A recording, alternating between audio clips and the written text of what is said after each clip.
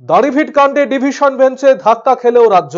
জাতীয় তদন্তকারী সংস্থা এনআইএ তদন্তের নির্দেশ বহাল রাখলো প্রধান বিচারপতি টি.এস. শিবজ্ঞানম এবং বিচারপতি হিরণময় ভট্টাচার্যের ডিভিশন বেঞ্চ। 2018 সালের সেপ্টেম্বরে শিক্ষক নিয়োগকে কেন্দ্র করে অগ্নিগর্ভ হয়ে উঠেছিল উত্তর দিনাজপুরের ইসলামপুরের দাড়িভিট হাই স্কুল। এই ঘটনায় রহস্যজনকভাবে গুলিবিদ্ধ হয়ে মৃত্যু হয় রাজেশ সরকার এবং তাপস বর্মন নামে দুই প্রাক্তন ছাত্রের। পুলিশের বিরুদ্ধে গুলি চালানোর অভিযোগ করেন স্থানীয়রা। এই ঘটনায় প্রথমে সিআইডি তদন্তের নির্দেশ দেয় কলকাতা হাইকোর্ট। যদিও সিবিআই তদন্তের দাবিতে অনড় দুই ছাত্রের পরিবার তাদের মৃতদেহ বাড়ির পাশেই সমাধিস্থ করে। কেটে গিয়েছে দীর্ঘ সময়। মামলা চলাকালীন 2023 সালের মে মাসে সেই মামলাতেই বিচারপতি রাজাশেখর মান্থা এনআইএ তদন্তের নির্দেশ দিয়েছিলেন। আদালতে দেওয়া এনআইএ তদন্তের নির্দেশ 10 মাসেও কার্যকর হয়নি বলে অভিযোগ জানায় মামলাকারীরা।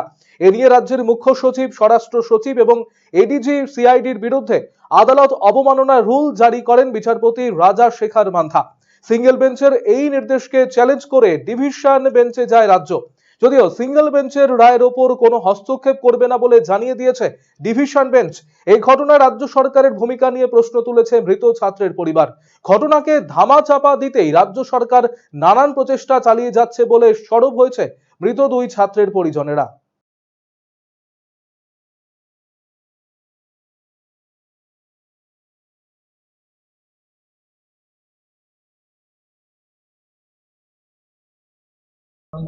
ব্যাপার হলো, এখন মমতার কাছে তো কিছু নাই প্রমাণ, কাজ তো করাইছে মমতা, যার জন্যে এখন মমতা এই বেঞ্চ থেকে ওই বেঞ্চ, এই বেঞ্চ থেকে ওই বেঞ্চ নিয়ে যাচ্ছে, যাতে এই সময়টা আমাদের নষ্ট করার জন্য।